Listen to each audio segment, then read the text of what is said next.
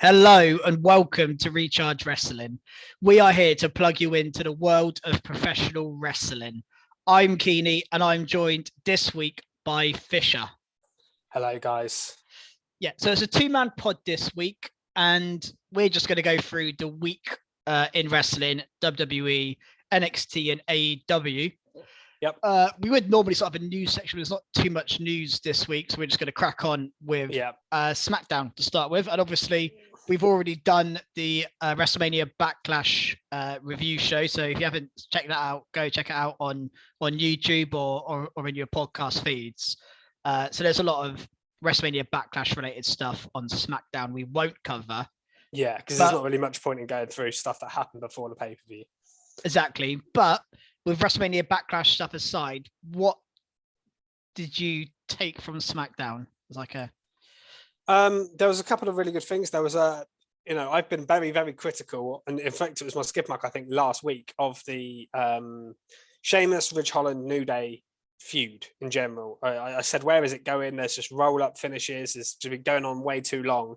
But last week, if that was a conclusion for it, which I hope it is, it was a very good conclusion. A really, really fun tables match, which we don't see tables matches all that often either, especially just on TV, on SmackDown. And they just had a real banger of a match. 4 really good guys, to be fair. And what I really liked here is the use of Butch coming out from under the ring as well to sort of help them. And then in the end, they put Xavier Woods through the table, didn't they, with Sheamus and Ridge? Yeah. But yeah, there's just a much more fun match. There's a white noise on the apron at one point. Kofi used Sheamus's move as well, the 10 beats. Yes, he did. Yeah. So there's some really cool spots in this match. It was actually a really, really good match. I was quite impressed. Especially SmackDown recently hasn't had much good wrestling on it. It's had some okay promos and storylines and angles, but this was a good match for a TV match on SmackDown. Yeah, I agree. And I think you're right to say that it's kind of better than what they've been producing match quality. Yeah. I don't think the match quality's been there for a few weeks, probably since Mania actually. But I thought this was a really good one. And like I said, just a bit of fun. I know they're feuding, but I'm not particularly invested in the feud, and it was just a nice, fun match to watch. Enjoyed every minute of it, really. And like you say, the Butch under the ring thing was quite cool. I mean, you were critical of Butch. Now we've seen him live, and a few more weeks on, are you still critical of Butch? Or yeah, I mean, look, it's just because I love Pete Dunne. I think more than anything else, and to see him just sort of doing silly stuff rather than wrestling isn't great. But I think the last couple of weeks, obviously the stuff they did on the live shows in the European tour was really good. Yeah, and I think this here was a better use of him coming out and being found as such and hiding under the ring and helping. He looks better here. He was so aggressive still as well. He was still going nuts after as well. Yeah, I know. Even though his team won, so it's not too bad. And I think what didn't help, as I've said before, it wasn't just Butch's character. It was also the way he lost both matches by roll-ups and things like that. Whereas here, he was involved in a much more fun match. I think this was a much better use of all of these guys than because for me, it's brought Sheamus down. It's brought the New Day down like massively. This whole feud. But this was a bit more of what I like to see from these guys. Yeah, no, I definitely agree with that. Just look at what else happened on the show that's not related to Backlash. We had Gunther. He had a match this time against Drew Gulak. Yeah, I love this. Finally got to see him against probably the bottom of the men's division, but they got to see him against someone actually on the roster. And again, just dominant from Gunther again. And again, not a bad use. At least Gulak's on TV. He's getting destroyed, but it's not a bad position for him to be in. No, I love the fact they showed a video package of him having his different auditions for different roles. His ring announcer, timekeeper, and all that kind of stuff. And then he comes out and he's just back in action, and he didn't know who his opponent was going to be. So he gets in, and then Gunther's music hit, and his face is like, "Oh shit!" He knew what was coming, but I thought it was good to see Gunther against someone actually on the roster, like you say, and it's good to see Gulak in this role. I hope to see him actually wrestle a little bit more. And not just get beaten up. But I love I love him as a character as well. He just makes everything he does is good. Yeah, You can do the simplest. Gulak's You can give him gold, 1 minute of screen time, and it will be a good minute normally. Yeah, You know, definitely that's what I like about him. Someone that I think they'd be mad to release just because he's just useful to have around. Yeah. Useful, and I'm sure he's happy in the spot that he's in most of the time as well.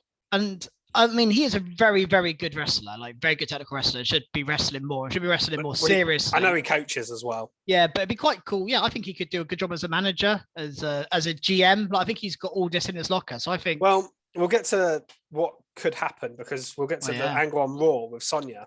But I did see some people suggest online that maybe that's the role Drew Gulak's going to go into, like a general manager kind of role alongside Adam Pearce. I could see it. Yeah, I think it'd be good for him. He could still wrestle occasionally, maybe. I don't know. Yeah, I know, and I think I think now on the Gunter side of things, just waiting to see who his first proper feud is, because there's been no hints at anything yet. He's just destroying nobody's. It's just a lack of now. I think it's just a lack of options on SmackDown. The roster's so thin on that side.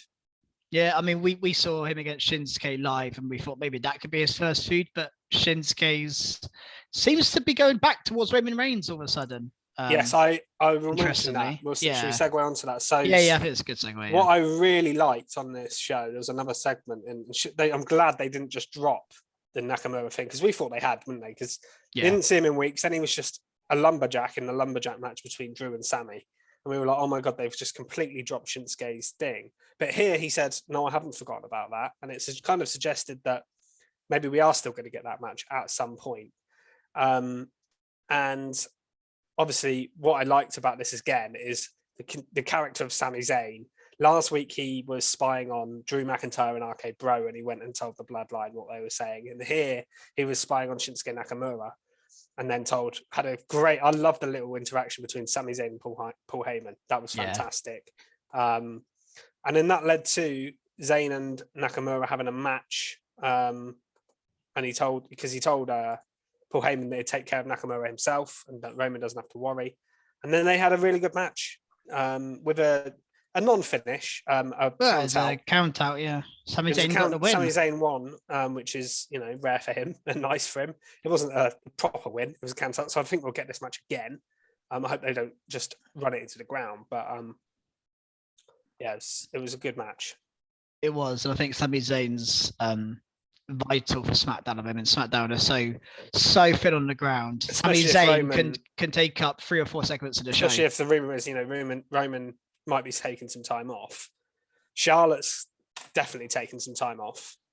It's such a thin roster. Sami Zayn might have to be one of the guys carrying that show, legitimately. Yeah, well, I think he's okay after Roman. I think he's been the next biggest star almost on the show. I mean, I don't think Charlotte and Ronda you could argue, but I think Sami Zayn's always great. And again, he's normally the best part of the show other than Roman. Yeah, you mentioned it with Gulak. Every time he's on the TV, he's good. And Sami Zayn's that. Like I say, give Sami Zayn 30 seconds and he'll make it at 30 seconds you remember. Because he's just so good at what he does, Sami Zayn. But yeah, it's just nice to see him back wrestling. Definitely. I guess. Yeah, it is good to see him back wrestling, and it was I think there's only one of her match on the show actually that isn't Backlash related, and that's Sasha Banks and Shayna Baszler. Obviously Shayna Baszler won this week for the tag team titles. Shayna Baszler won. Natalia put Baszler's feet on the ropes for momentum. And then there's a beatdown afterwards, and there was a good. I laughed at the commentary from Pat McAfee because Baszler did her stomp, and he called it the Future Endeavours stomp. Because there was a period where she did it to Eva Marie and then Nia Jax, and they both got released. Obviously, that's not going to happen to Sasha Banks, but that was it. It was match was just average, really. I'm sure the tag match will be good that it's led to. I think that will be good. Yeah, definitely. So we can move on to Raw, but I can segue us on to Raw with my skid mark. Actually, because my skid mark this week, and it actually that both things on both shows annoyed me. Is Lacey Evans this week? We've seen now 5 weeks, and just on that subject, 5 weeks is too long to be telling this it's really hard hitting story. And like, you assume she's a babyface. The way she's speaking, it's like, I was a national hero, my dad left me and all this, and like really pulling at the heartstrings. And then on SmackDown, really strangely, they go to Samantha Irvine in the ring, and she's like, "Oh, Lacey Evans wants your respect and applause." And I'm like, "Oh, that's a weird thing to say, like for a face. Like you don't usually hear that. Like someone is asking for respect. That's like a heel thing to do." Yeah. And then she comes out, kind of celebrates with one guy in the crowd at least, and he kind of steps up, and then we see the segment again, or the chapter 5 of her story on Raw. I couldn't believe it when it popped up. Yeah, and I was like, we don't need this on both shows. They just lost for time, but they just have an extra 2 minutes to spare. But the talk is she's moving to Raw as a heel. Yeah, which has really confused me this past week, because 5 weeks have built up, and I just feel like they've just lost confidence in her as a face and have gone, "Oh no, we'll just keep her as a heel. We'll just." Like, it just feels really, really strange. Yeah, and I feel like it's one of those things. It's like they do this sometimes where they did it with Veer for like 4 months, where they just kept doing the same thing over and over and over again. Yeah, not putting him into a feud. They've done it with Aleister Black, and then they released him. They did it with Xia Li, and then they didn't do anything with her. Like they do these things where they build up a story. I mean, Veer wasn't the story; it was just coming soon promos. Yeah, but they build these stories and then they just don't do anything at the end of it. And it's disappointing. And then, to move her to Raw, we'll get to Raw's women's division in a minute, but to move it over to Raw, I think it's a baffling decision. With the return of Alexa Bliss, Sonya Deville was an Indian competitor, seemingly on Raw, not on SmackDown. Yeah. And others, Asuka recently returning, and the strength of the women's division over there in general. I thought it was a weird move. I thought you could have just put Lacey. You could have had her come out, do the story again on Friday, but actually come out and confront Ronda Rousey or something, and put her into a feud with her, or even Raquel or someone like that. Yeah, well, it's also, like I say, it's the, I don't know if short-sightedness is the word. It's just the lack of the lack of believing in the story they're telling, because she wasn't meant to be on Raw, because she's had 5 weeks of promos on SmackDown, not on Raw. So the original plan when they started this 5 weeks of promos was, I will bring her in as a face on SmackDown. I'm pretty sure that was their plan. And then they seem to have just, again, like I say, lost confidence. Oh no, actually we'll put her as a heel, we'll move her to Raw. It's possible they might have been planning a heel turn all along, and that I was kind of, maybe. I mean, I think because I think there was a couple of times when we said in our promos there were like heel tendencies in there, even though most of it was very much sympathy babyface stuff. It seems weird to have a heel talk about stuff, some of the stuff she was talking about, and and being a US Marine and stuff as well. Yeah, the Americans love that stuff. It's a really, really strange direction. I mean, and the other part of it, without being too harsh, is Lacey Evans worth all this hassle? She's not a top star. She's that like mid-card level.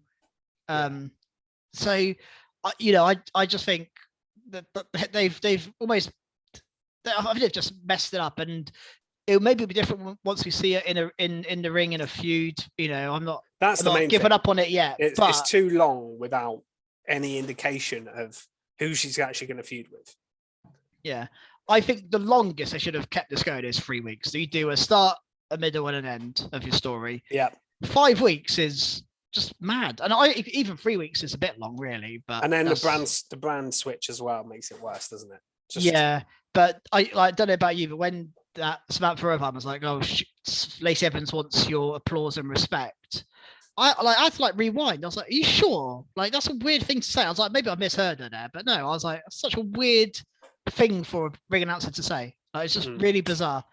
But yeah, that's my skin mark. I just don't really understand Lacey Evans. No, I do agree with direction this past week. I think we've been quite. I mean, we were kind of bored of it after a couple of weeks, but I think we were being fairly patient with it to see where it went. Do you know, I was actually excited to see this US Marines face Lacey Evans in the ring. I thought this could be quite interesting, but yeah, it doesn't look like it. I mean, I don't think she'll be the sassy Southern Belle anymore, but yeah. No, I think she's going to be quite a brutal heel. That's what I think she's going to be. And maybe it'll be good. But it's just a strange week. Let's transition onto that to Raw then, because that was where we. So we might as well let's talk about the women's division and the return of Alexa Bliss, because we mentioned it briefly. Yeah, this was very much a welcome return. I think people really wanted to see her back. There was a big reaction when she did, and it was a squash match, wasn't it? It was just a complete squash. She came out with her old music, or pretty much her old music. Yeah, it was a weird. I wasn't. But we heard totally sure what character she was. The start of it, yeah. Well, she had Lily still. Yeah. But she didn't seem psycho. She just seemed. But she also she did Twisted Bliss to win a match. She didn't do a Sister Abigail or anything. So no. It felt like a bit of a cross between the two gimmicks. It is a mix, and I actually don't mind them having a little crossover period. We saw it with her promos before Elimination Chamber, where she was transitioning. Every week she would look a little less like her old character. So I don't mind the transition period. But yeah, I mean, it's just again another person I'm confused with the direction of Alexa Bliss, because they brought her back for the Chamber as when she was in the match. She competed in the match, and it was really good. I remember. Yeah, the match where the winner got a WrestleMania shot for the Raw title, and then we've not seen her since. And there's no real rhyme or reason behind it. They obviously don't have anything for her. But then why rush her back for Chamber? Yeah. It was not a decision to bring her back for the Chamber. It was, but she's back now, and hopefully they've got stuff for her. And again, I don't want to segue just yet because I want to mention Sonya, so I'll leave that point for a second. But Sonya Deville was the other story here. We mentioned it briefly, but she has been removed as a WWE official and is now just an in-ring competitor. From Adam Pearce. So now Adam Pearce is currently GM of both shows, or not GM, but authority figure of both shows. Well, they were across both shows anyway, weren't they? They were, he's now doing it on his own, which is interesting because I don't think he's necessarily a strong enough. I mean, he's good. He's good at what he does, don't get me wrong. But his character doesn't feel important enough for him to be a general manager across both shows. So I think they're going to bring someone else here. They may do the Gulak thing. They may do something else. Or do you think Sonya somehow gets back into this? Because I don't think so. I think Sonya now will wrestle. Yeah. The only thing is, because we've seen her wrestle a lot more recently, and she's good. She is. Yeah. But the women's division is quite stacked, and I just think she's going to get less screen time, less importance. Now she's just a wrestler. She's just on the same level as everybody else. I mean, I think. But she did go absolutely nuts after this. So maybe there's a direction there. The character Sonya Deville is, and the story they've told, it would make sense if she created a stable to just destroy people. Like if you had Sonya, I was struck like maybe Doudrop and Nikki, or I don't know, if you just have her with two others, three others, who knows how many. But if you had her in a stable, I think it could be interesting. And I mean, maybe this is the point where we can segue, but could you see Sonya in Judgment Day? That is a very good potentially shout. She wouldn't need to dress much differently, would she? Yeah, she's a dark dress character. Yeah, she wears kind of similar clothing already. I think she would fit actually. Yeah, I just thought it could be interesting, and that I was going to mention this earlier, but I didn't want to segue. I think I've said it so many times before. I feel like I'm always tooting this horn, but I want Alexa Bliss and Rhea Ripley to feud. And now Alexa Bliss is on the comeback from being dark and is transitioning back to Alexa Bliss. And we've got Rhea Ripley going the other way and has gone dark. Maybe now we can get Rhea and Alexa. Yeah, that could definitely be a direction. I don't think they're done. I know we're currently in Live. Yeah, I know we're currently on Live, but that's I think that's a good shout. Yeah. And I mean, we might as well segue on to the Judgment Day stuff then. Yeah, amazing. And what was more interesting about this from Edge is at the end of the promo before Liv comes out, he clearly says, and the commentary mentioned it in the match as well, we're not done recruiting here. So clearly, I think you've got to keep your eye on people turning heel or being heel on Raw. So I think the prime candidates are either Balor turning on AJ, Ciampa, because he's a heel that's not doing much. I think there's Sonya Deville going crazy after the match is actually a good shout. Yeah. And I think there's 3 or 4 people. Every time you look at someone now, I think you can think, yeah. And he also, quite interestingly, Edge mentioned, I'm the reason your favourite tag teams split up. Because obviously Rhea and Liv split up but do you think that's hinting as well, maybe towards someone from a tag team joining and turning? That could even be Balor turning on AJ, to be fair, because I can see Balor and AJ being a tag team for a short amount of time and Balor turning on AJ. I think that might be a bit of foreshadowing as well as talking about Rhea and Liv. I think there could be a double meaning to that. I think Edge knew what he was doing with that line. Yeah, I mean, Edge is one of those characters that he doesn't do things by accident. He knows exactly what he's doing at all times, Edge. So you've got you got to believe that. I mean, I just thought this whole segment was cool. We finally got to hear from Priest. I think it's the first time we've heard from Priest since he's joined Judgment We've heard him a little bit, but it's been more Edge, hasn't it? It's Edge, and he'll say a line or so at the end. But then we got Rhea. They're all on the mic. But also Edge has I thought Rhea. Yeah, he's got Rhea's hair. He's got Rhea's hair. Maybe we should have Priest get it as well. He looks pretty cool, Edge. He does look cool. Yeah, he looks. But again, I mentioned it before. I think when your character changes drastically, you should change your music, change your moveset.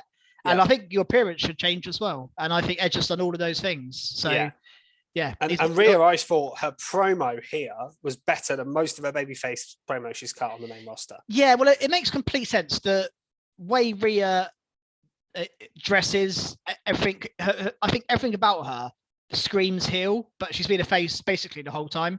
Even on NXT, she was face for basically a whole run. Yeah, she was. I remember she was a heel in NXT UK for a long time when she was a dominant champion. Yeah. And she did have a brief heel run in NXT, I think, as well. But a lot of the time, for a long time, she has been a face. Screams heel. And that obviously led to 2 matches, didn't it?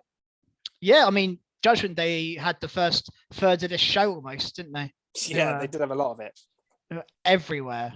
So you got Rhea versus Liv first, which was decent enough.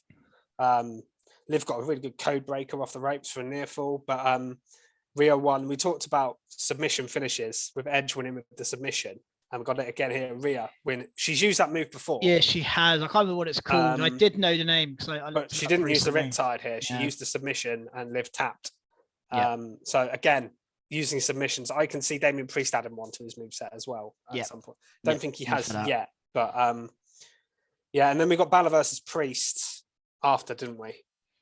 Which ended in a DQ. Yeah, and we'll get to that because my skid mark is actually related to that. I don't know. Should I talk about that now? Yeah, you might as well go on to it now, and then we can. So I think the last few weeks, and a few other people have noticed this, high-profile sort of Twitter accounts and the stuff that I've seen. I've talked about how WWE has been better with its finishes recently. Less count-outs, less disqualifications. Still do roll-ups and things like that, but roll-ups are pins. They're finishes at least.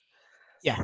But DQs, they hadn't had any for like 2 or 3 weeks. And then on Raw, they went the other way, and I think we got 3 on one show, which for me is at least 1 too many. You can't do 3 on one show. So you got this match here between Balor and Priest, which was a decent match, but I don't think it needed to end in DQ. Rhea got in the way, and then spear from Edge. And they did an awesome double move, to be fair, afterwards, Edge and Priest, didn't they? On AJ, I think it was. Yeah. That was cool. But then you got, so you had Cody challenge Theory for the US title. And as soon as this match was announced, I knew that was going to be a DQ. That was so obvious. It was. And especially Cody earlier on the show was like, oh, yeah, I'm done with Seth now. I was like, well, yeah, but he's not done with you. Like, because he's as soon as he says that, it was obvious that it was going to happen. And the thing is, they're not going to take the title off Theory already because they see something in Theory clearly, and they're also not going to have Cody lose. So it was obvious. That was so obvious that Seth was going to come in, and then even in the main event, they had a DQ with Bianca and Asuka having a very short match. I saw there's only sort of 10 minutes left, and I thought, we're not, either we're getting one of these two lose way too quickly, or we're getting a DQ. And as soon as Becky was on commentary, it was again. This was obvious. This was obvious. And they just did. They could have spread these out over a couple of weeks. I think they maybe didn't need to do Bianca Belair versus Asuka this week. No. I think they could have left that and set that up this week with maybe doing a segment where Asuka and Becky are arguing, and then they argue, then Bianca, over who could go for the title, and then Bianca can say, well, I'll face Asuka next week if she beats me, because Becky had a good point earlier on in her promo as well, where she was saying that Asuka just basically got handed everything and stuff. And I was actually agreeing with Becky. But yeah, it's just the amount of DQs more than anything else. And it's the biggest matches on the show. I mean, they hyped up Theory and Cody quite a lot throughout the show. Yeah. So they advertised. Yeah, they kept saying they made it seem like a top big of the match. second hour. Yeah, they did. They even told you what time it was starting. Yeah, 10 o'clock is rare. Yeah. Yeah, top of the third hour. Sorry, I think. And then to not have that have a finish when you build up like that is an interesting one. Yeah, and then I don't like main events ending in DQs either, because you've got to leave your show. I know the fans get a dark match after the show quite often, but for me, even the watching fans on TV, you've got to leave them happy with some sort of outcome. And for just to get a DQ and then just an average angle, it wasn't like a massive angle afterwards either. It was I know, it's just the thing about it is, like I say, it's a big match, but also they're just, you can spot them a mile off. Let's say anyone who's watched wrestling for any period of time knows Cody and Theory's not ending in a proper way. That main event with 10 minutes to go in Becky commentary, that's not going to end properly. Yeah, and Asuka just coming back, they're not going to have a lose already. And then and Bianca... Belair's defended. Oh no, she defended against Sonya, but basically not defended her belt. I mean, on that, do you reckon? I think it's a good skid mark, by the way. I think. Do you reckon we're getting a triple threat? Yeah, I was going to ask you the same thing. I think it makes sense now that they have a triple threat Hell in a Cell match. Yeah. I mean, if Roman's not at Hell in a Cell, which is the big rumor, you can headline Hell in a Cell with this is one of your big matches, and then potentially Cody and Rollins as well. Well, you could. This is how we've started Raw. Is talking about the women's division. It's so strong. This is the women's title match without Alexa Bliss, without Rhea Ripley, without Lacey Evans, who's now on Raw, without Doudrop, Nikki, Liv Morgan's not involved in it. It's such a strong women's division now. That Sonya Deville as well. I mean, there's so many good people you could put in a title match. I think all of those could get a title match, and arguably the three top are all. These are the three top of this great division. Yeah, Asuka, I would say they are the three Becky, top. Yeah, I mean, although Rhea Ripley may well work her way into that by time. I think in a few months' time we'll be saying that about Rhea Ripley. Hopefully, if Judgment Day goes as planned. But yeah, really good women's division, but just not good booking of matches here. And it's the first time in Raw I've been disappointed with that, because I think recently they've been much better with having finishes to matches, even if it's roll-ups every now and then. Yeah, at least we're getting pins. I think also, just to touch on Theory and Cody, which was a good match for while it lasted. Oh, it was really good while they were wrestling. I'm such a big fan of Theory. Huge fan of Theory. But I think what Raw do really well, and what, again, it's the same company, so it's amazing the difference between the two shows. So SmackDown don't do this at all. Is the US title feels like a huge, it feels important, because they haven't got the main title really on Raw. So at least the tag division's quite well booked. The women's division's very well booked. And now we've got the mid-card title being quite well booked, because Theory, he's had a feud with Balor, and then he had Ali for a bit. Now he has Cody here, and he's always defending. He's always on the show. Theory's always doing stuff. And we mentioned SmackDown. I mean, where was Ricochet again? There's no main title on the show. Ricochet's a mid-card champion. Ricochet's nowhere to be seen. So, Raw just do it so much better. And it's just maddening that they can't apply the same logic to both shows. I don't really get it. I've got a feeling we might get Ricochet. We're talking about Gunther's first feud. I've got a feeling we might do Gunther v Ricochet. Yeah, I'd be happy to get a belt on Gunther ASAP. And then you just put the belt on him, and he can just have him beat people up for every week. I think it'd be great. Yeah. Not that Ricochet has done okay with that title, but well, the thing is with Ricochet is it's not a slight on him at all, because I think, and especially watching him live the other week, I think he's absolutely amazing. But they don't think he is. They clearly, there's something with Ricochet. They will it's not. It's the promos. Because they never push him. They push him a little bit and then stop completely. They never, like you were seeing with Theory, like he's getting a proper push, and just don't get out of Ricochet, do we? No, he wasn't on the Mania card, and or Priest So, before, Joey Joyce. or whoever's US champion tends to be a bigger deal than the IC champion. Yeah. I mentioned the Raw tag division, and we did get a tag team title match on this show. Oh yeah. To kick off the show, RK Bro defending against the Street Profits, which was just a good tag team title match, and it's a match that I think I've been well up. I think we've obviously seen it before, but it feels like Profits have got a slightly new edge to them. And definitely they have. Yeah. A really good match, and it ended as we've seen a lot recently with Riddle hitting a fancy RKO, catching Montez Ford off the top rope with an RKO. So Riddle's hitting him out of nowhere all of a sudden. Well, not all of a sudden, he's been doing it for a little while now. But yeah, I just loved that Riddle was just incorporated Orton's moveset, or the RKO at least anyway. Yeah, the only thing about this is I think it's just, I know the tag teams have been important and RK Bro have been really over and everything, and the Alpha Academy have been great, but it is 3 teams on repeat on Raw. And it does definitely need a new lease of life. There needs to be a team brought in that aren't one of those 3 teams. Or Judgment Day. Judgment Day could have had potential to be a team. Obviously, if you do Balor and AJ as a team, but I don't think that's going to be a thing for long. Yeah. But I mean, you've still got obviously the Dirty Dogs and the Mysterios, but they've been involved in other things and stuff. I think there needs to be a bit of a freshen up, because I feel like we've seen the Street Profits, Alpha Academy, and RK Bro over again. Yeah, well, it's been since before Mania. The match was good here, and obviously, like you say, Riddle hitting the RKO to win. Riddle accidentally did take out Orton in this match at one point, which I thought was I felt like that felt botched. I don't know, just because it was like completely out of nowhere. Oh, wait, what's happened there?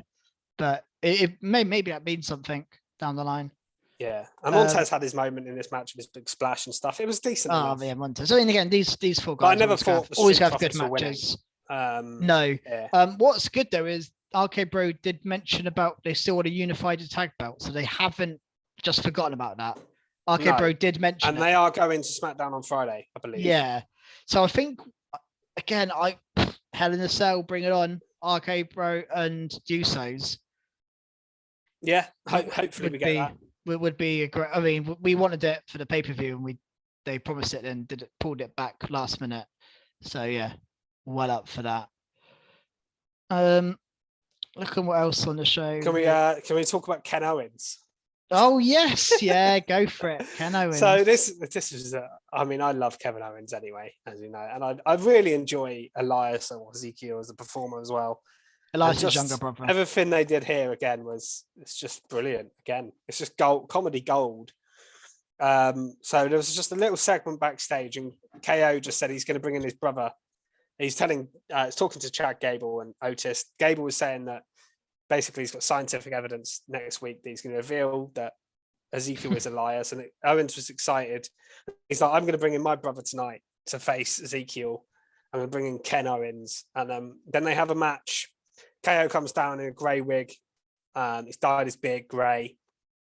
And what I loved as well is about this is he got in the ring. They started chatting, and then Owens revealed he was Kevin Owens all along, and Elias, like Ezekiel, actually seemed shocked. Yeah, it just popped me. Yeah, it is. He's like, great. Kevin all along, and he's like, whoa.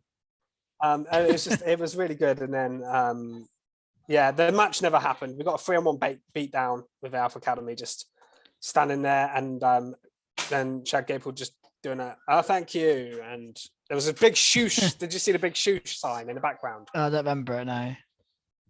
But as this was going on, there was like 10 people with the word, like a letter each, just like loads of O's, and that's it was amazing, really good. Yeah. I mean, I wonder whether this goes to the pay-per-view, whether this is a TV feud. I mean, you could put it in the pay-per-view because it's Kevin Owens, but yeah, I don't think, I've got a feeling it won't. I think this is just a filler thing. Yeah, or whether Alpha Academy get involved, and then you have a 6-man maybe if you can get someone with Ezekiel. Yeah. I've heard some hilarious suggestions online that they should bring back Damien Sandow as Elias because he looked a bit like Elias. Oh yeah, and Damien Sandow can play that comedy role. Yeah, that would be a good shout actually. Sandow Elias. And then it's proven that he's actually as equals brother. I think it'd be well funny. It wouldn't be a long time thing, but just for like a week or two would be well funny. Yeah, that would be good actually. Would be good. What else do we have? We had the VIP lounge with MVP and Omos, which Lashley gate crashed. Yeah, not a lot to this, but obviously it's setting up a big match for next week in the steel cage. So I don't think we're getting this at Hell in a Cell. We're getting it in the cage next week, which I think is a good move. This is a match I think you need on a pay-per-view for the third time. No, I agree. I think it's a big Raw match, though. It's cool. Yeah, and again, we mentioned last week, but we had Cedric involved again here. He come down to try and prove himself to Omos and MVP, and then Lashley took him out. Again, at least he's getting some TV time. It's not like an amazing use of him, but that's exactly it. I don't know where Shelton Benjamin is. Too talented to be sat there doing nothing. I'm surprised they've not involved Shelton in this at any point. But I guess, how many times can you run back a combination of Lashley, Shelton, and Cedric? I feel like they've been linked for so long now. I just think I think I said it before, just move Cedric to SmackDown. So I think he could get decent TV time. He's good on the mic, he's good in ring. I think he'd be a good person to move over. Yeah, that does all make sense, really. Get him away from Lashley and just get him doing his own separate thing, because he is good on his own. He doesn't need to be involved in the Hurt Business to be relevant, in my opinion. No, I don't agree with you. Veer Mahan beat Frank Loman. Yeah, he beat Wardlow from Wish, didn't he? Yeah. Looks like it looked like Wardlow, but it wasn't Wardlow, obviously. Yeah. And there's two other matches I think on the show which are worth mentioning, but probably a quick one. We had Sasha and Naomi beat Doudrop and Nikki. Interesting they did this match here, because we mentioned Doudrop and Nikki might be doing something. After the match, there was like a little confrontation between Doudrop and Nikki, and I think it was like, we need to get serious. I said it last week, but I think they're going to drop the Nikki ASH gimmick. I think that's where they're just. Do you reckon they could drop the Doudrop name as well and give them both proper wrestling names? Yeah, because they're both Nikki Cross and Piper Niven, and they just like they've both got kind of stupid gimmicks really compared to what they were. Doudrop's is just a name. It's just a name, yeah. It is. Whereas Nikki ASH's is more her character and not being serious. And I think we're definitely getting a more serious version of Nikki, which I'm definitely all for. Yeah. And I think they're really good as a team, and I think just have them. They obviously know each other very well. They're both from Scotland. Have them as a team for a long period of time. Stop chopping and changing and making you like Nikki. You're not going to push either of them individually. I'm sorry, but you're not. Well, they were both in title matches with quite recent, like within the last couple of 6 months or so. So, and you don't need them in the title picture for a little while. No, I don't see Nikki ever getting back to there. And Doudrop maybe one day, but I don't think with the Raw Women's Division the way it is, I don't think it's going to be anytime soon. So having them as a strong heel tag team makes a lot more sense to me. And you can use them eventually to maybe beat Sasha and Naomi, and have Sasha and Naomi will break up at some point. That's inevitable, with one of them turning heel on the other. Yeah. So the predictable route is Sasha turning heel like she always does, but Naomi joining the bloodline and going heel would be also excellent. So you could go either way on that one eventually. But yeah, so I feel like there needs to be a couple more strong tag teams, because really you've got Sasha and Naomi, you've got Natalya and Shayna, who are not that strongly, and then you've got these two. I would like to see. Are Carmella and Zelina still a team? I'm not sure. Again, that's another heel team. There's 3 heel teams. Yeah, the last time we saw them, they were helping. I'd very much like to see. I mentioned this before, but Kaden Carter and Katana Chance called up as like a underdog babyface tag team. I think would be a really good tag team to put on the main roster. Yep, 100% agree with that. I think they're both again, really you don't need to break them up and push them. Just have them as a tag team. Yeah, just have a tag team. Just have a tag team. It's not hard. It's fine to do. You do it with the men. New Day had been together for 8 years. Well, the Viking Raiders, you're never going to have them separate. Yeah. That's the team. You know that. That's fine. Yeah. Well, yeah, there's a few. And also on the show, don't think we've mentioned yet is we got a Ciampa and Ali match. Oh yeah, I forgot about but this. Special guest referee of the Miz. Yeah, so this was really weird because it was after the women's tag. They were on the ramp, Sasha and Naomi still, and then the Miz's music hit, and I was like, yeah, I know. like, what's he doing here? And then so he comes down in a referee's outfit, and I was just well confused what was going on. And then obviously, yeah, we got Ciampa and Ali, and it was obvious what was going to happen here. Well, it's also interesting. We assumed the feud was Ali v Ciampa. Yeah. But this tells me the feud is Ali and Miz. Yeah, and they've already had a match or two, haven't they? And Ali was kind of, I thought he was feuding with Theory for a bit as well. Ali's been kind of knocked about left, right, centre. He's just feuding with everyone. Yeah, he did a really weird thing on, I don't know if you saw his video on Twitter the other day. No, I've not. No. It was addressing the United States champion Theory, but he was dressed as, he had like 10 different characters. He was wearing wigs and things, and he was doing different voices. There was like a news report of him. It was good stuff, but yeah. So it's always good for good content. I feel like he's kind of feuding with like three people at once, really. It's kind of interesting. Yeah, I hope this is going somewhere, and I'm not just going to have him like keep losing because he wants to go. Yeah, not massive on a special referee. I've never been a big fan of special referees unless there's a legitimate reason for it. This one felt a bit random. They can be. I mean, they did mention that Miz Theory sorted out with Mr. McMahon for the Miz, so at least they did explain it. But yeah. And that's all I had from Raw. I don't know if you got anything else. No, I think that's it. I think it's time to move on to NXT. Yeah, NXT, and I mean, as it should be called, it was women's night, wasn't it? Because every match had a woman in it. Yeah, every match. Well, the only men who wrestled on the show were Grayson Waller and Andre Chase. Yep. Really interesting to do this, and like not they didn't proclaim it, they didn't tell us it's be a women's match, didn't even make a big deal about it on the show. And that's what I like about NXT is it's not even a big deal for them to do this, because we mentioned a couple of weeks ago there was 24 women featured on a show, on an episode a couple of weeks ago, and it is quite normal for NXT to just put, obviously not this many women's matches on, but to have 3 or 4 on a show is quite normal for them. So it didn't feel any different really to a normal episode of NXT. Honestly, I didn't even notice until after the fact. And I kind of looked back and I was like, hang on, was there not a men's match on the show? And I was kind of, oh yeah, there wasn't one at all. No, it was very strange. Yeah, I mean, what stood out for you? I will say, obviously, I think the main event stood out as the match. I thought that was an excellent match. Yeah, it was superb. And Natalya and Cora Jade. Now, the best Cora Jade we've seen. Yes, and I think Natalya showed how good she is here. Excellent main event. And I've seen so many mixed thoughts on the finishes. I've seen some people say they loved it, some people say they hated it. What did you think on the finish? I really liked it because I'm always a big fan. I don't, again, if you don't overdo it, and this is the first time Cora Jade's ever done it, so it's not a case of overdoing it. I'm fine with the babyface fighting really hard, the underdog, and they just pass out because they're too proud to quit. Yeah. I'm all for it. And also, and Natalya embracing her after. Yeah, that's the key thing here is Natalya afterwards. Well, she earned her respect. I think that's fine.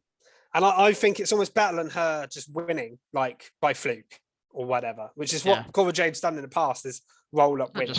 Just roll up, Yeah, so for me, her losing, but almost beating Natalya and passing out, not actually tapping out, tells a much better story than her just rolling up Natalya and getting a win that will be forgotten about next week. I feel like Cora Jade has got a big future in the women's division. I feel like she is already. They're doing a breakout star tournament, but I feel like she's been the breakout star the last few months in the women's division. Yeah, she's the one they clearly have a lot of plans for.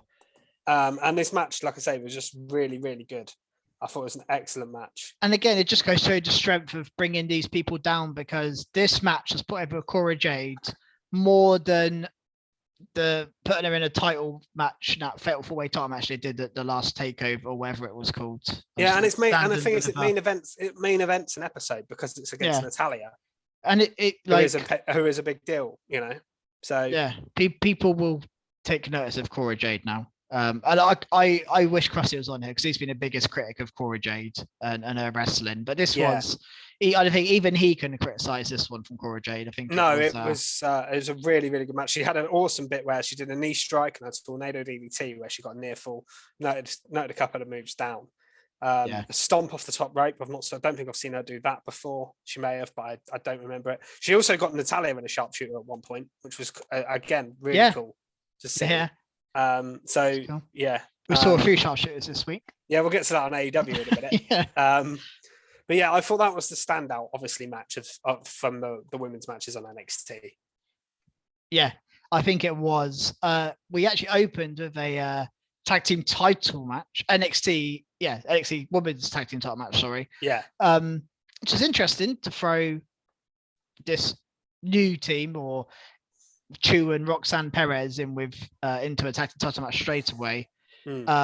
Probably the predictable result. Why you're not gonna have them lose the belts yet. No, I was a little bit surprised Roxanne took the pin here, but I know. Feel like they're still building to her maybe winning that breakout tournament. And I don't know why the way to have her do that is to lose, but I feel like they. She is only 20 years old, isn't she? I think it's fine to to do with Cora Jade. Cora Jade doesn't necessarily win all the time, but she's getting improving. better and she's involved in storylines constantly. Yeah, I'm surprised they did it this way because I thought they would have Roxanne in the tournament first. Toxic Attraction cost her the match, and then they go to the tag team match after. I don't think they needed to do it here. I would have rather this week they done, because the tournament started this week, they done Roxanne's match this week, had her lose because they cost her, and then next week you do the tag team title match. That's the way around. That made sense. But to me. maybe they're doing it as obviously, and maybe they want Roxanne to win the tournament. Mandy was involved in this match, and you win a title shot if you win the tournament. So maybe now they're going to have Roxanne win the tournament and challenge Mandy to get revenge. Yeah. So either way works, but obviously Roxanne has to win the tournament for that to work. Yeah. I think, and that means beating Nikita Lyons, by the way, who is also one of the other big stars that they push hugely on NXT. Yeah. I mean, let's get into that then. We had the first two matches, and Nikita Lyons is through. She beat Ariana Grace. Yep. It's just for the main event, that one. It wasn't anything special, but Grace got more offense in than I was expecting her to here. And the match was okay. It was nothing special, but she now goes through and she faces Fallon Henley. I think it's them two against each other next round. It is, yeah. She beat Sloane Jacobs, who I think they said was 19, very young. Yeah, she's the youngest competitor in the tournament. I think Fallon Henley may have been the oldest actually. She's 27, I believe. Yeah. No, that's right. Yeah, because I think she's more experienced. At the start of the show, they did that. There's a couple of these people that really break out in terms of they've been with NXT a while, and Fallon's one of those. Yeah, I mean Lash, Fallon. Nikita Lyons all had quite a few matches on the card. But I thought, out of these four women, by the way, that breakout we've seen so far, I thought Fallon Henley was the most impressive. I thought she looked really good, actually. Yeah, I think she is. I think she's pretty good in the ring. Obviously, she's been hanging around with Briggs and Jensen for quite a while, but we haven't seen her. We've seen her wrestle. I think she's wrestled Elektra Lopez, maybe. Yeah, I think they did a mixed tag match once as well. Yeah, this was a good showing for her. I thought she looked good here. I thought she would win because, like I say, Sloane Jacobs very, very young. But Nikita versus Fallon next week. I don't know if it's next week, but in the semis, which I'm pretty sure Nikita's going to win. Maybe they do a final of Roxanne v Nikita. I think that's the final it should be. 100%. Yeah, I mean, you got Lash Legend, but we don't see Lash Legend v Nikita Lyons. I don't rate Lash so far, to be honest with you. I don't rate her in the ring. I'm the same. Well, again, we've seen her before, but do you rate Alba Fire in the ring? This was the second match I was going to talk about in terms of being really good because Kaylee Ray or Elba Fire is fantastic, and I actually think her new presentation works. I was gonna say I actually quite like her new name. Alba Fire is quite a cool name. It's actually decent. She's got new music, new presentation. Her finish is now called the Fire Bomb, which probably works better than the KLR bomb. KLR bomb. Yeah. And then she did an awesome senton. I mean, she's awesome. She's an awesome wrestler, and yeah, she's amazing. Yeah. I actually think this presentation worked. I hope that they push her like they should, because for me, she should be NXT Women's Champion probably by the. Yeah, and she's someone. There isn't many in NXT, but she's someone you could put on the main roster tomorrow, and she'd be. She's at that level already, I think.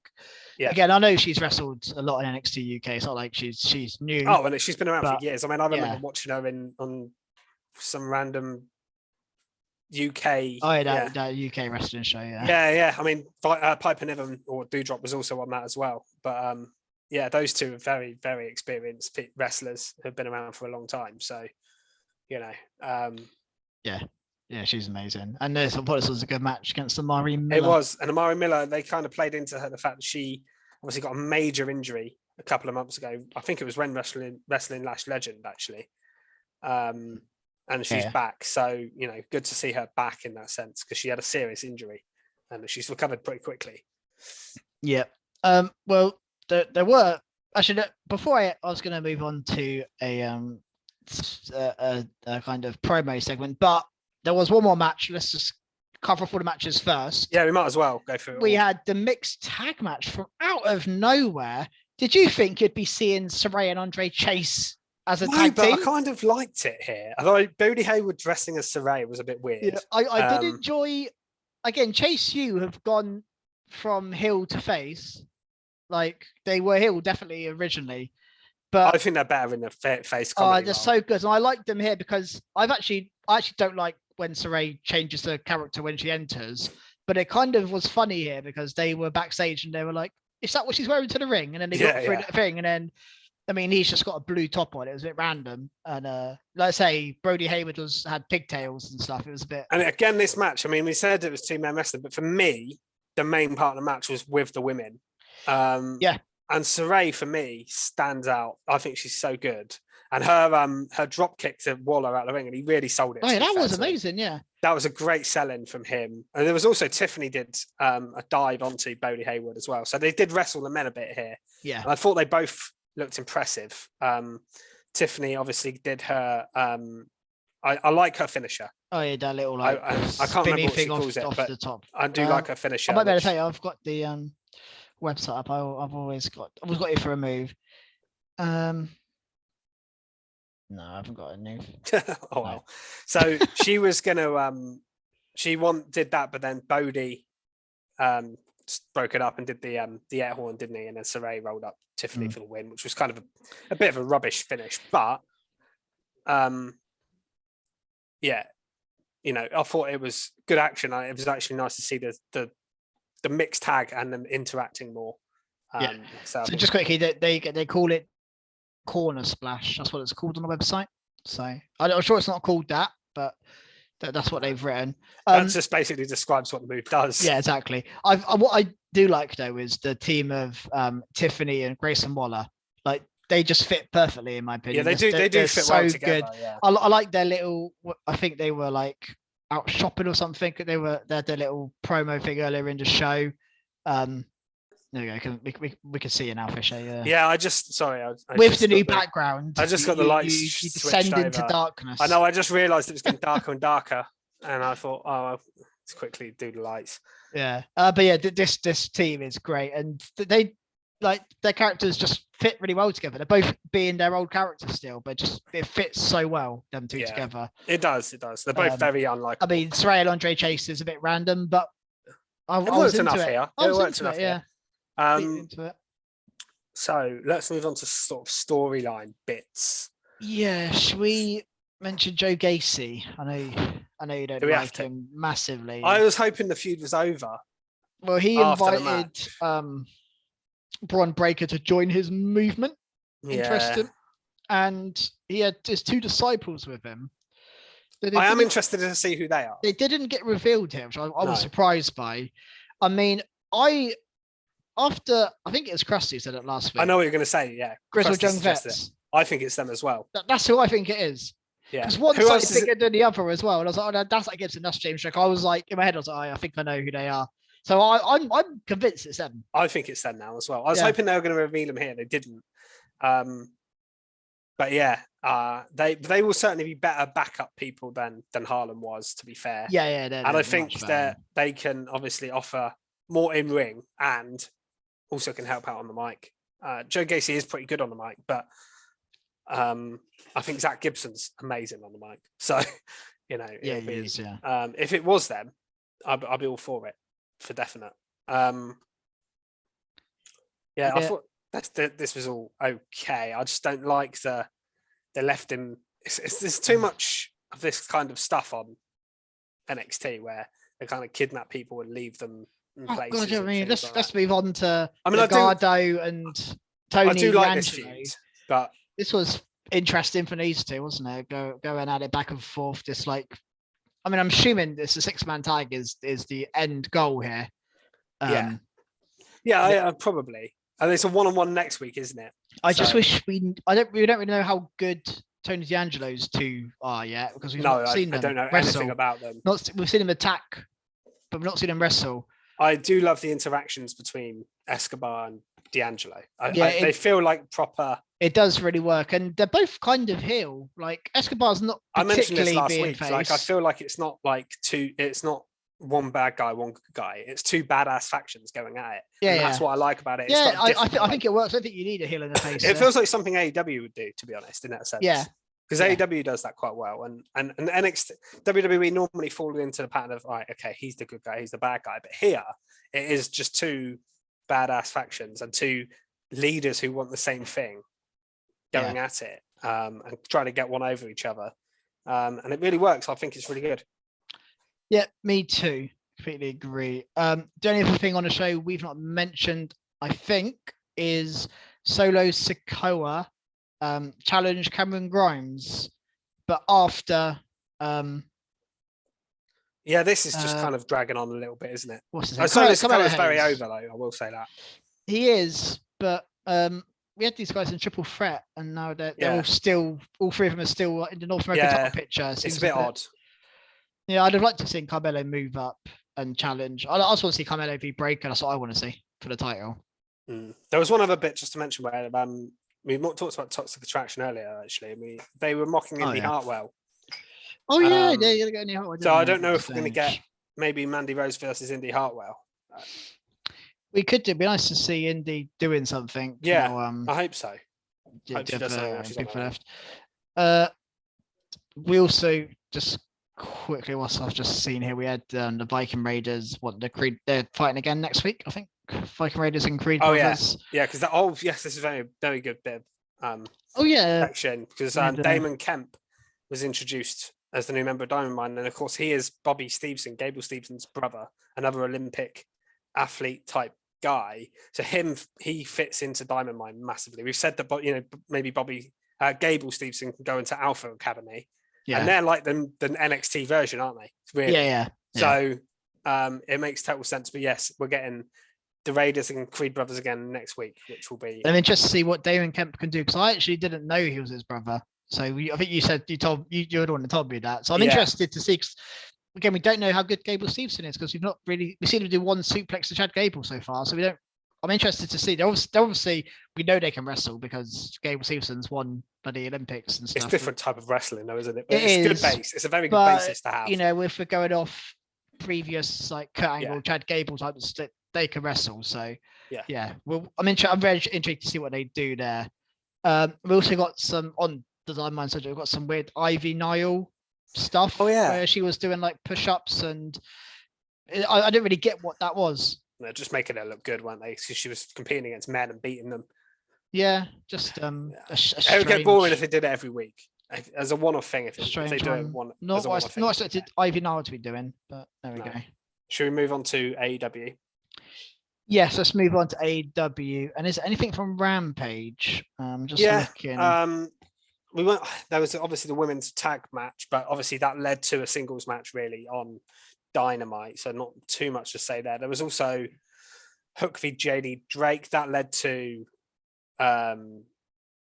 what is going to be my top mark actually from Dynamite, which is to do with Hook and Danhausen. Danhausen leaving Hook some crisps as a gift after he shoved him away. He tried to help Hook, but and he asked him to be in his corner. What else was there? There was Riho v Yuka Sakazaki. That was okay. We had Kazarian challenge. Yes, Dan Lambert actually healing it up now, trying to get booed because he's been getting face cheers going against Sammy Guevara. But I think it's actually quite a cool match we're getting. I think Scorpio it's actually Sky says on he doesn't want the title to be passed around like Ty Conti backstage, which was a bit of an over the line. Actually, I know he was like, also take off that belt, Dan. He was like, I only want one belt. Yes, I like that. So good. Scorpio Sky, I love Scorpio Sky, but I think this match on Rampage is going to be really cool because they are the first tag team champions on AEW. Yeah. Kazarian and Scorpio Sky. So there is a long-term story here. Yeah. I mean, Sky's going to win, we know this, but it's going to be a cool match, I think. And then the main event was between Konosuke Takeshita and Jay Lethal, which I thought was a really good match, actually. I didn't know anything about Takeshita. There's some New Japan guys I know stuff about and I've seen. There's some guys that I didn't know anything about this guy at all. But I thought he had some really cool moves, actually. There was a clothesline thing he did off the top rope, which got a near fall, which was really cool. He countered a lethal injection as well at one point, but in the end, got hit by the lethal injection and Jay Lethal won, as you'd expect. And then Satnam Singh was destroying people. Orange Cassidy kind of put his hands in his pockets, backed away. Samoa Joe come down, didn't he? But nothing really happened, to be honest. It was just a bit of a random ending, but the match, I thought that was the best thing on the show, that match. It was good. Yeah, no, I think you're right. So let's move on to Dynamite. Yeah, do you want to go on to your top mark? Because I might as well. I started talking about so they set it up on Rampage really with obviously Tony Nese was challenging, called out Danhausen and wanted a match against him. We've not seen Danhausen wrestle before on AEW, and Danhausen wanted Hook to be in his corner, basically to help him. You see, Tony has Mark in his corner, Mark Sterling, and Hook seemed to reject it, but then Danhausen offered him some crisps that were wrapped up in a bow. And obviously Hook liked that because on the match we got Tony Nese versus Danhausen. And I know you're not a big Tony Nese fan here, Keeney, but I thought Tony Nese looked fantastic. Is this is this the record quickest win in AEW It might history? be. And it was. I thought this was awesome. He just looked so cool, like with his knee strike. Just come out, knee strike, pin. And Dan, at first I was like, oh God, they've just kind of, they've squashed Danhausen. But it's Danhausen. He's not really meant to be a wrestler, right? He can wrestle a bit. We know this, but he's a comedy character. But the top mark comes from afterwards for me. And the crowd, the pop here was like it was mental, the pop here for a comedy thing where Tony Nese is hitting more and more knees. I think he hits the second one. He goes to hit a third one, but he puts the knee pad down. And as soon as he puts the knee pad down, Hook's music hits. The crowd goes nuts. Chant Hookhausen. And they back out of the ring, and then Hook and Danhausen shake hands, and the crowd for the handshake went absolutely nuts. Yeah. And I think that just shows how over these two, to put them together, I think has been an absolute genius move. Who thought I think it's a genius move. Out of nowhere, yeah. It's one of those things where I would never think that would work, but it works perfectly. It does. I think it's a good top mark, and I loved basically all this. I say most I've ever enjoyed Tony Nese, by the way. I thought he looked great here. It's just the only thing I don't like is I was looking forward to seeing Danhausen wrestle, and he didn't wrestle because he just got beat in seconds. That's the only thing I want to see him wrestle. I don't mind that because of the character he is. Yeah. It's a bit like the Drew Gulak thing, isn't it? Like we said, he got squashed by Gunter, and there's a shame he didn't get a proper match. but like he's great in other ways. And obviously Danhausen is very different to Drew Gulak, but in a similar sense. Yeah. And Hook's the key here. I think we're so into Hook. We've been going on about Hook every time he's on screen for months. And he is really good in ring and has just such a cool character. Yeah, everything he does is cool. Putting them together is just a genius move. I really think it is. It is, yeah, it is. Kudos to whoever got with that. I'll go to my top mark as we're on, and I think it's actually the next segment as well on Dynamite. Yeah.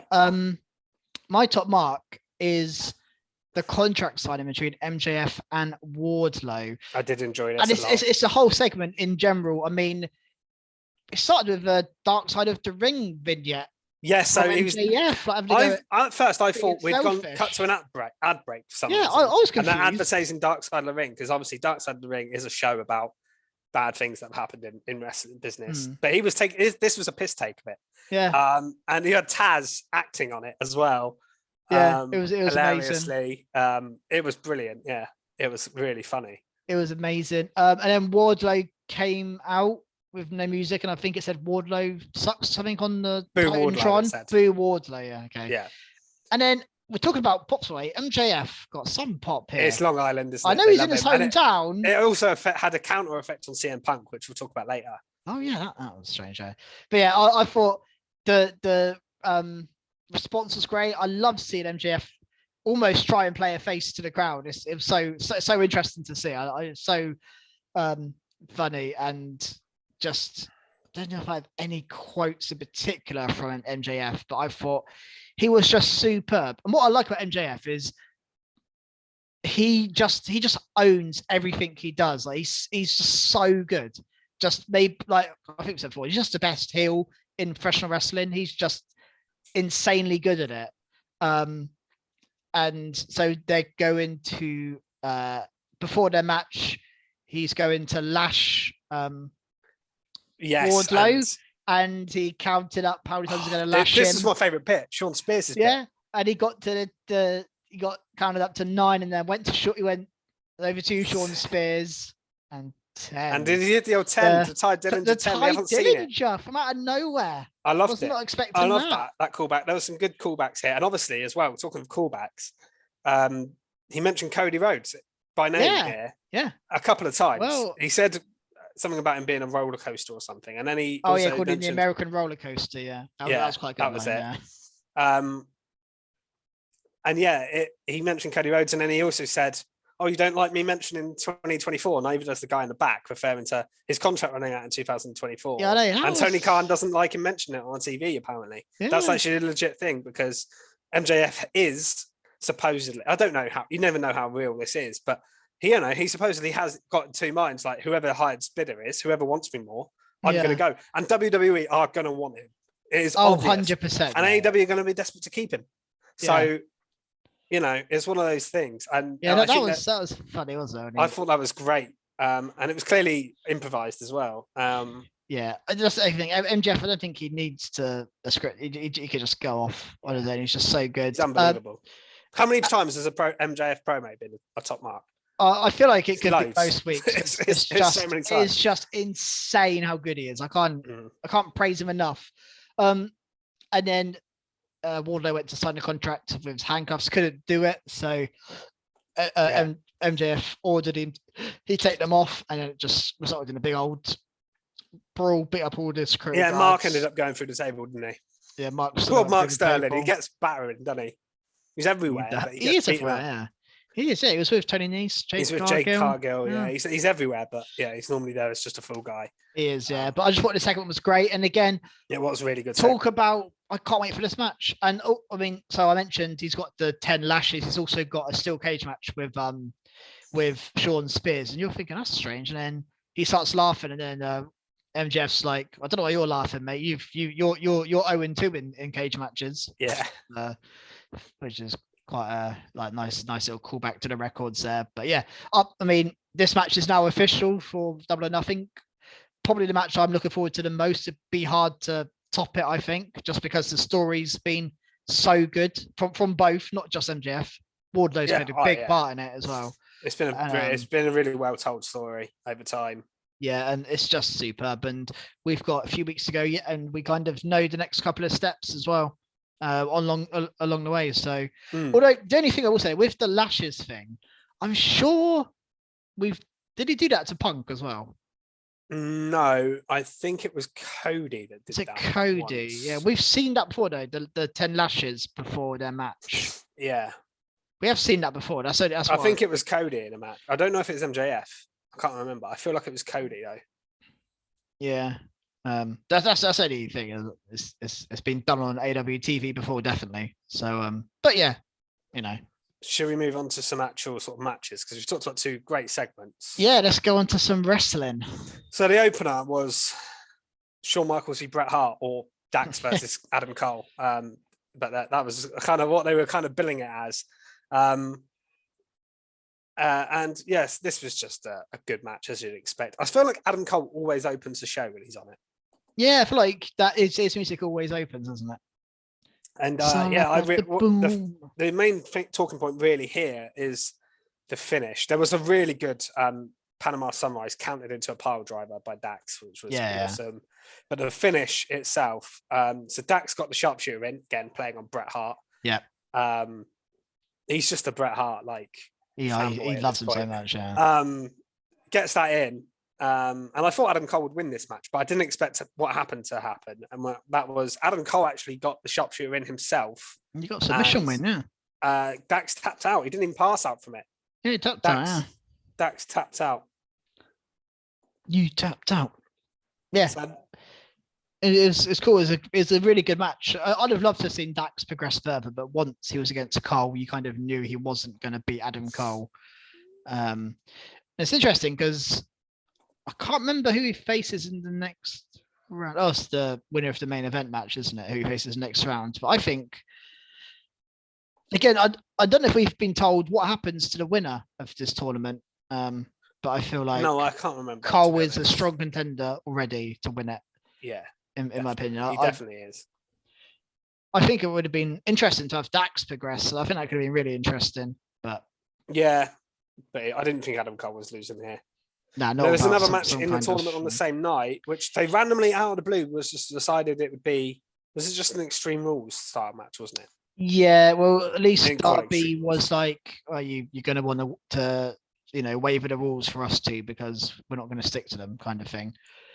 Which I kind of get. It feels a bit weird to do it in a tournament match where the other matches aren't the stipulation. It's kind of out of nowhere, and they're not like a heated rivalry. I know they're 2 just crazy guys. Yeah. And what did you make? Thing is, right, I was looking forward to this match. It was Darby Allin and Jeff Hardy. I love Jeff Hardy. I love Darby Allin. But there were 2 things I didn't like about it. Okay. First of all, it didn't feel like a rest. They even said they feel like stuntmen. And it felt like stuntmen doing stunts, not wrestlers doing wrestling.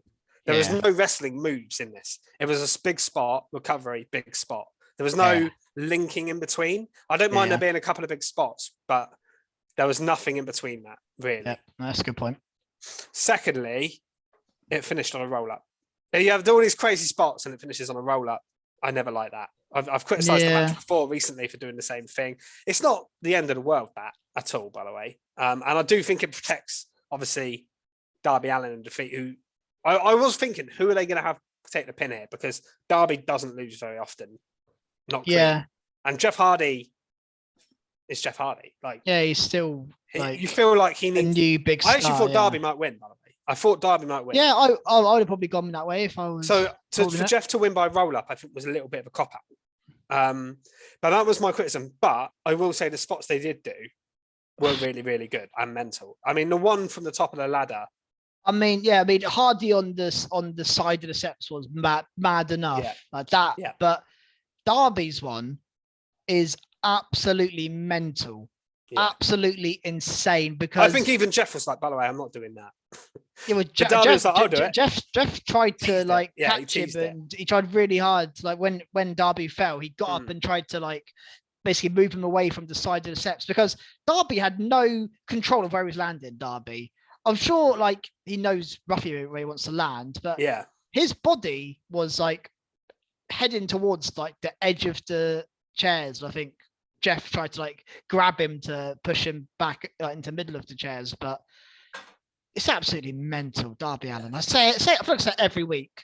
I always praise him, Jeff promos, and I'm always going to say Darby Allin is mental. Absolutely. Yeah. He is. There's no doubt about it. But yeah, I mean, the spots I loved, but you are right. The finish was odd, and yeah, there wasn't. I feel like they just did too much. I feel like they did a bit too much without there being anything in the middle. I just thought it was. Yeah, and I wonder whether this match they could have built a rivalry on to, because this was the dream match, wasn't it? Darby and Jeff. Yeah. We've probably said since we saw Darby Allin, him and Jeff Hardy would be good because he's basically a Jeff Hardy. And they didn't build to it, and it ended on a roll up. We might get it again. It seemed a bit rushed, and yeah, I mean, you could have done more. I feel like we might get it again one day. Like maybe a few months down the line, they'll do something proper more with it. Maybe. And interested that Jeff advances as well, because I actually think there's way more to do in the tag division for the Hardy Boys rather than the Jeff singles run. Yeah, and Darby, yeah, I actually think it's the wrong decision. Yeah, I think you would have had Darby and Adam Cole next round. It would have been quite cool. I mean, Jeff with Adam Cole's quite cool as well. That is a cool match. Yeah. I just thought, I don't know if Jeff Hardy on a singles run is what you want right now. And again, maybe he loses next round and that's his singles run over. But I mean, again, we saw the Undisputed Elite come out at the end and kind of stare them down. Yeah. I mean, I think I'd rather see the Hardys v the Bucks over Cole v Jeff Hardy. But I think that's what we'll get. We'll lead to maybe the Bucks cost Jeff the match. Yeah. And we still get, I reckon at Double or Nothing, maybe we get the Bucks and the Hardys. Yeah, maybe. I think that's what we'll probably get. Yeah, to be honest, that would be amazing. And talking of tag team matches, this wasn't a tag team match, but it's leading to a tag team title match, I think. So we've got Ricky Starks and Jungle Boy on this show. Yeah. With the FTW title on the line. And the main thing to take away from this, it was, first of all, good match, as you'd expect, between these two guys. Both really good. You know, near falls from a spear, and then Swerve comes down. There's quite a bit of interference. But my main takeaway is I think they've been a little bit teasing a heel turn within Jurassic Express for a while. But here, I really felt like it stepped up a notch with Christian and Jungle Boy. I thought Christian was turning here. Because he kind of stayed in the ring, didn't he? And was turned around to look at and Jungle Boy was really distraught after the match. Luchasaurus wanted nothing, didn't really get involved. And I think there's going to be a split out and turn coming here somewhere. I'm just wondering, is it going to be Christian or is it going to be Jungle Boy? Because I thought it was going to be Christian originally. Yeah, so my prediction would be that Christian turns heel. He costs Jungle Boy and Luchasaurus the tag titles, and then we get a Christian Jungle Boy feud. Yeah, that's my prediction. Yeah, and maybe you put the belts on Red Dragon or whoever. I know they're not necessarily going to be involved in this tag team. Maybe it's not going to happen now. Maybe you put them on Keith Lee and Swerve because it feels like they're involved in this. Yeah, and then you got Ricky and Powerhouse Hobbs. I think we're going to get a triple threat tag team match. I just don't feel like those other two are proper teams. I don't know if they would put the belts on either of those other two. With the Hardys, with FTR, with all these tag teams. I don't think it'd be a long run if they did, but it'd be weird to put it on two singles guys as a team. I mean, and if you're going to do that, you'd go for Danielson and Mox, wouldn't you? Or you'd go for I don't know. It just the two teams who were out there with them.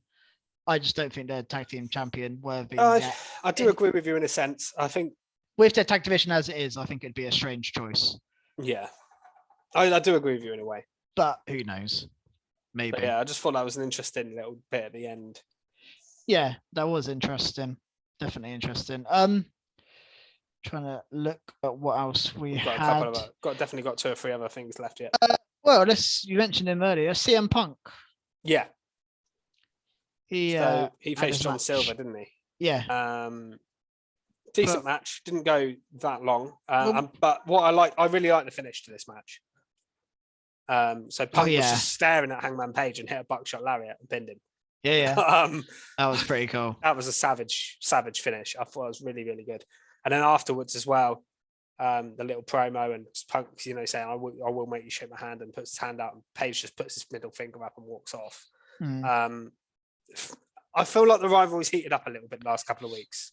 It has, but I feel like they are taking turns to be heels, and I don't think that's the right way to go. Because last week, I don't remember Adam Page's promo was a bit heel, And then Punk was very heel here. I thought he come out in that jersey. Yeah, I think they played into the previous story of MJF where he got booed. Yeah, didn't he? Yeah, and the fans haven't forgotten that, obviously, and we're booing Punk here. But then Punk kind of played on that. Whereas I don't know, it's not really relevant to this story. That's the problem. I actually don't think either should play a heel. I think you should just have two guys who are desperate to win the title and just going at it. I mean, maybe that's what they're trying to do, because I don't feel either of them has everything else going on this card. There's a lot of big feuds on this card. I don't think you need to have this with a face and heel. Like I just don't think it's the right decision to send either of them heel yet. No, I agree. I don't actually think either of them are turning, though. I honestly don't. No, but they both do something a bit heely every week. So one would do, and then one I know. will do It's felt like that in the last 2 weeks. Anyway. So maybe next week Paige does something a bit heely, and then it's like, it's just a bit confusing. Yeah. No, I get you. I do get you. A couple more things from the show. So there's the Jericho Appreciation Society promo. The victory speech. One of them, I can't remember which one it was. It was one of the old 2.8 guys. Angelo. Some weird stuff at the start about saying, you don't want to see me. You don't want to. I can't remember what it was, but it sounded like really weird and sexual. Oh, yeah, Menard. What's the something Menard? Matt Menard, Daddy Magic, he's called. Yeah, that's it. Yeah. He was like, do you know what gets my nipples hard or something? yeah. He was like, being a part of the greatest faction in the world. So yeah, that was it. And then Jericho with a good line. It was just like Jericho 216 says, "I just burnt your face." Yeah, I know. That was funny. I popped for that bit. But what I really thought was interesting here is obviously the Blackpool Combat Club. I knew we were going to get this feud at some point. I think I said this at the start. It makes sense for the sports entertainers to feud like the with the proper wrestlers. Yeah. It makes and the stars sense. in this in this ring right there. Well, Jericho mainly on his side, to be fair. But yeah, I mean, that's the only thing. Jericho Appreciation Society isn't that strong in terms of performers compared to Santana, Ortiz, Kingston, Moxley, Daniel. It's more about numbers. It's a bit of a mismatch. Garcia is good though. And it's also now 6v5 against Jericho Appreciation Society. Yeah, but I feel like the match is gonna, unless Kingston doesn't wrestle. Maybe Kingston might wrestle or something. Didn't he? I feel like we're gonna have a 5-on-5 match or something. And also, it'll probably be like a stadium stampede or something, won't it? Or it'll be something like blood that. and guts or something. Yeah. I actually heard this on another podcast, so I'm not going to take any credit for this. But interestingly, the reason the whole Jericho and Inner Circle broke up was because Santana and Ortiz didn't want to be in the background. And I feel like they're already in the background with this really new Kingston group again. So that's the only thing here. They've not gained anything from this feud, which I thought was the whole point of it originally in the first place. That is true. I feel like they've really played on. What I did like is they played on obviously Mox and Kingston's history here, and that was the reason Mox come out and he comes out first. I thought that was very. He got a big pop, didn't he, Moxie as well? He got a proper reaction, and then the others come down, and then obviously they were outnumbered for once. I thought it was really well done. Actually, I really enjoyed that. And I'm excited for that match if it happens. Yeah, I just think that you could have a mad match. Like I say, Stadium Stampede would be perfect. Just have them fight everywhere. Yeah. Like I say, I just think it would be a great match. Like I say, it's a really fun match to watch, won't it? Yeah. And then there was one other thing really from Dynamite of note, which was Jamie Hayter versus Toni Storm in the Women's Owen Hart Cup match. Wasn't too much to say about it. This was a match I wasn't actually sure who was going to win. So I thought Tony was definitely going to win.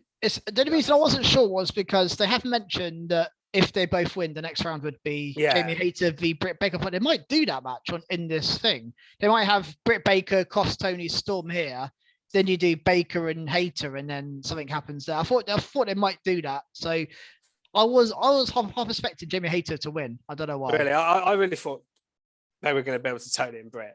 I don't know who's going to win that though. That one is hard to call. I'm thinking Tony, but I'm not sure. Because you can never rule out Britt Baker. She's like the queen in AEW. She is still there. Well, yeah, she's still on their TV best the most. Woman, like Thunder Rosa still barely gets a look in, even though she's champion. Jade Cargill is coming close to Britt Baker's level, I think now. But yeah, I do agree with that. I still think Thunder Rosa's level below, personally. Those two. Well, I think it's more presentation. I don't think she's a level. Yeah, no. I mean, in ring, I think she's better than both of them. To be honest. Yeah, So I do agree with that. But as a top female star to hang your company on, I think she's not quite at Cargill and Baker's level. But half of that, I think, is due to their booking of her more than. Yeah, they've made a mess of her, and again, she's still not really doing much. I mean, we got a bit of hype with her and Serena Deeb. Yeah. Which I think will be a good match, a very good wrestling match, because they're both really good in ring. That will be a good match. I have no doubt about that. That's the one I think is that's a booked for Dublin. I think that one. So that'll be a good one. That will be a banger, I'm sure. But the build to it hasn't been great so far. It's been okay, but again, they don't do. It's the opposite of NXT. NXT there, we're just saying how many women they put on, how much screen time they give their women.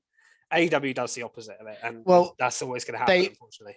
Basically, and I mean always have just one women's match. They'll very rarely have a second. They'll never, and it's just it's a bit formulaic. What's our one women's match this week? And it's normally the shortest match as well. Yeah. 9 times out of 10. Sometimes they give it a main event, and they do give it a proper good match. Yeah. They have every now and then, but it's rare. It is a bit of a shame because I think there's some good people there. It is, and I'm surprised they can't get Jade Cargill on Dynamite very often, like wrestling. Yeah, she only ever wrestles on Rampage. It feels. Dark Elevation. Yeah, and it's interesting because we've got a joke. So we've got Joker in the women's division, haven't we, as well? Yeah. So next week, I can't remember what they called next week. It was like Wild Card Week, I think. Wild Card Wednesday or something. Yeah, but we've got the two Jokers appearing next week. Yeah. So Joe, I'm not sure who's the women's one facing. Britt Baker. Right. So that's interesting. Because normally you bring in a Joker. I have no idea who the Joker is going to be on the women's side. I don't think it's going to be anyone that big because I think they're going to have Britt win to build to Britt be Tony Storm. Yeah, sure. I mean, we saw. I say we saw. I didn't watch it. I don't know if you did, but Mia Yim returned to Impact at the weekend in the pay-per-view. So she was an option for a wild card, I think. With Keith obviously Athena or Ember Moon, as she used to be called, is a huge option to have out there. Tegan Knox is another one. That's why I mentioned Tegan. It could be. I think Tegan Knox you could bring in and she could lose to Britt Baker. Too early for Dakota Kai. I think. Yeah, it can't be Dakota Kai. Yeah. I think. Or Candice LeRae because I think if you brought in Athena and she just lost to Britt Baker straight away or something, would be a bit weird. Yeah. So I don't know. It could be anybody. I have no clue on the men's side either. I honestly have no idea. Yeah. And again, they're facing Samoa Joe. So do you have Joe lose who's a champion, or do you have Joe just beat someone?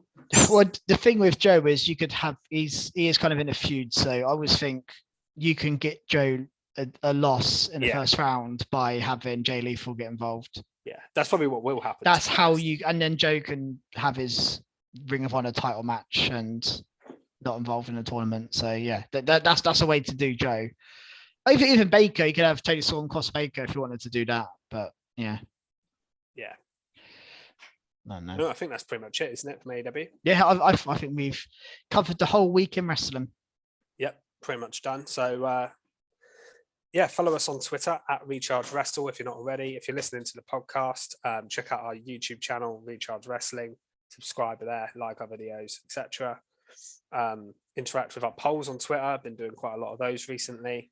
Also follow Robot Republic at Robot Republic _, who the podcast network we are a part of.